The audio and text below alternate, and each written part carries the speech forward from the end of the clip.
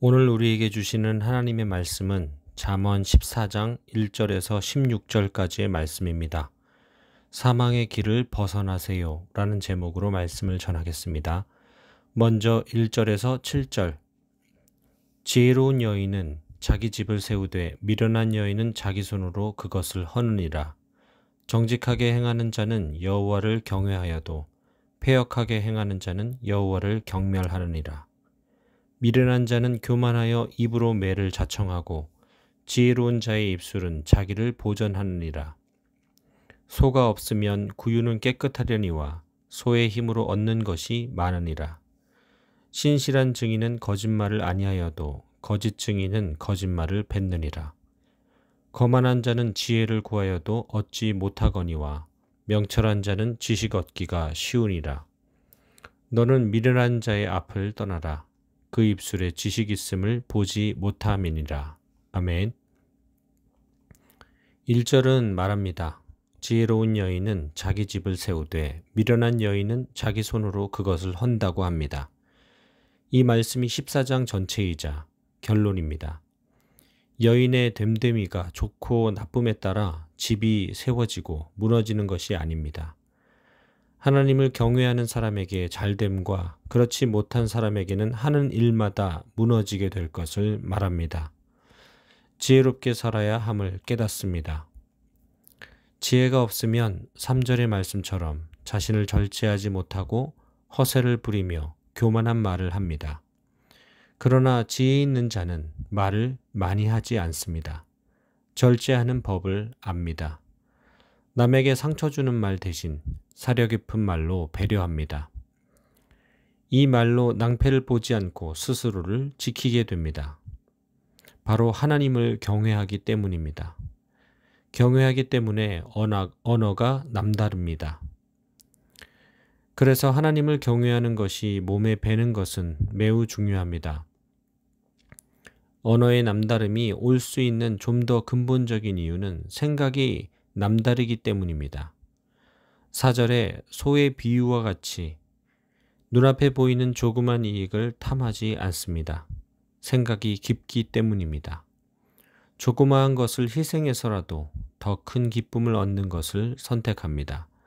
이것을 생각하는 것에 힘씁니다. 이삭을 늦은 나이에 얻었던 아브라함과 사라의 연약함이 떠오릅니다. 하나님은 그들에게 아들을 낳을 것에 대한 약속을 평생 하셨습니다. 그러나 아브라함과 사라는 생각이 짧았습니다. 자신들의 형편을 바라보았기 때문입니다.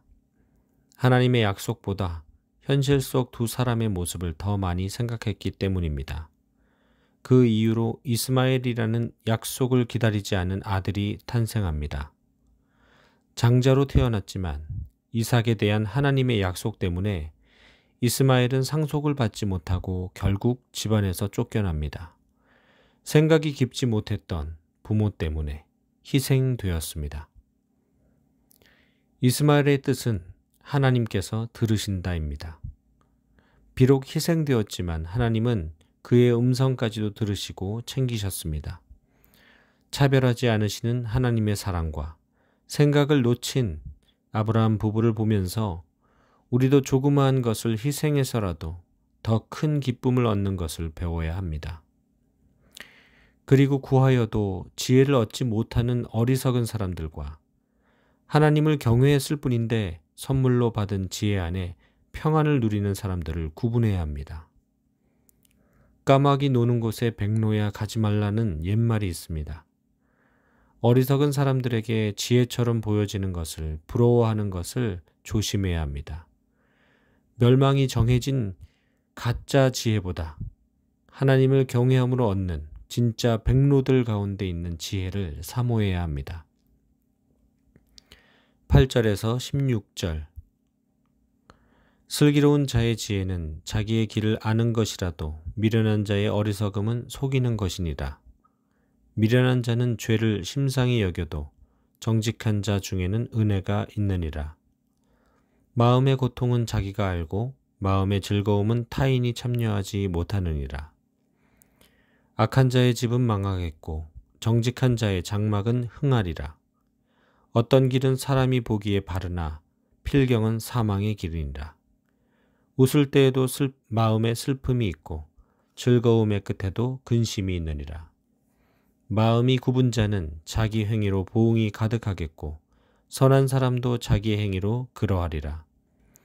어리석은 자는 온갖 말을 믿으나 슬기로운 자는 자기의 행동을 삼가느니라. 지혜로운 자는 두려워하여 악을 떠나나 어리석은 자는 방자하여 스스로 믿느니라. 아멘. 이제 본문은 보이는 것과 보이지 않는 것 사이에서 판단을 요구합니다. 우리의 삶도 마찬가지입니다. 보이는 것이 다인 줄로 착각하는 경우가 많습니다.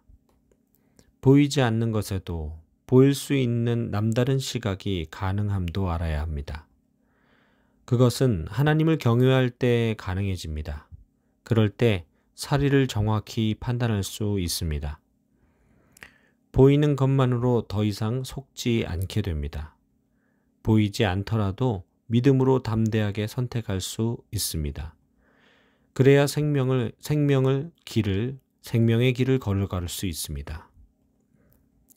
보이지 않는 길을 선택한 성경의 훌륭한 인물들이 얼마나 많이 있습니까? 그 중에서도 단연 최고는 예수님이실 것입니다. 자신의 운명을 알았다고 가정해도 그렇게 고통스러운 길을 선택하는 것은 쉽지 않은 결정입니다. 보이지 않는 길을 선택하는 것과 같습니다. 그러나 더 대단한 것이 있습니다. 바로 예수님의 가족입니다. 예수님께서 회중들 앞에 나와 치유 사역을 보이시고 설교하실 때 그의 어머니와 형제들이 많은 군중들 속에 있었습니다.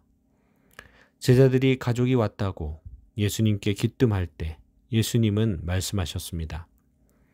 하나님의 뜻대로 사는 자라야 내 어머니고 내 형제라고 하셨습니다. 이 말은 반대로 내 어머니와 내 형제는 하나님의 뜻대로 사는 자라는 말과 같습니다. 이런 가족이 더 대단한 믿음의 사람들입니다. 자기 아들이 보이지 않는 고생의 길을 선택하는 것을 보고도 묵묵히 뒤에서 응원합니다. 보이지 않는 길을 선택한 가족의 믿음입니다. 보이는 것만 다 믿지 않는 생각의 전환, 믿음의 전환입니다. 하나님을 경외하는 자라야 그것이 가능합니다. 결국엔 주어질 생명을 차지하게 됩니다. 그럼 우리 삶에도 적용해 보겠습니다. 지혜에 대해 분별력이 필요할 때 우리의 삶은 어떠해야 할까요? 참과 거짓 사이에서 유독 유혹을 많이 받을 것입니다. 선택을 강요받을지도 모릅니다. 그것이 유혹이었다고, 내 선택이 아닌 강요였다고 항변할지도 모릅니다. 합리화할지 모릅니다. 그리고 나름대로 열심히 부딪히며 고충 속에 살고 있다고 이야기합니다. 그렇습니다. 저부터도 먼저 피 흘리며 수고하며 애쓰며 항변했습니다. 그러나 본문은 딱 잘라 말씀합니다. 사망의 길을 걷고 있다고. 이때 그럼에도 불구하고 라는 말을 기억해야 합니다. 모두 수고하고 믿음으로 살려고 발버둥치고 애쓰는 모습을 위로해야 합니다. 어깨를 두드려줘야 합니다.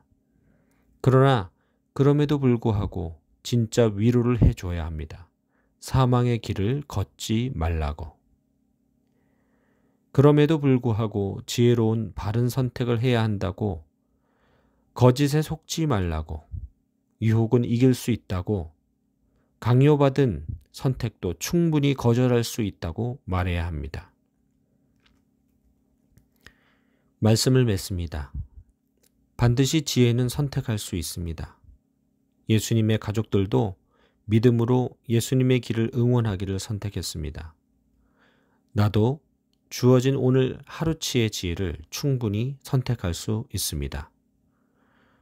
사망의 길을 벗어나게 오늘도 그렇게 주님이 도우실 것입니다. 기도하겠습니다. 오늘 하루를 열게 하신 하나님께 감사드립니다. 돌아보면 나의 현실의 삶이 말씀에 비춰볼 때 형편없을 때가 많은 것 같습니다. 현실과 타협하며 유혹에 넘어가며 선택을 강요받는 고통이 늘 나를 도사립니다. 그럼에도 불구하고 주님은 나를 도우시고 항상 내 편이심을 믿습니다. 주님을 믿고 기억하오니 오늘도 주어진 내 삶에 주님의 지혜의 능력이 충만케 해주세요. 예수님의 이름으로 기도합니다. 아멘.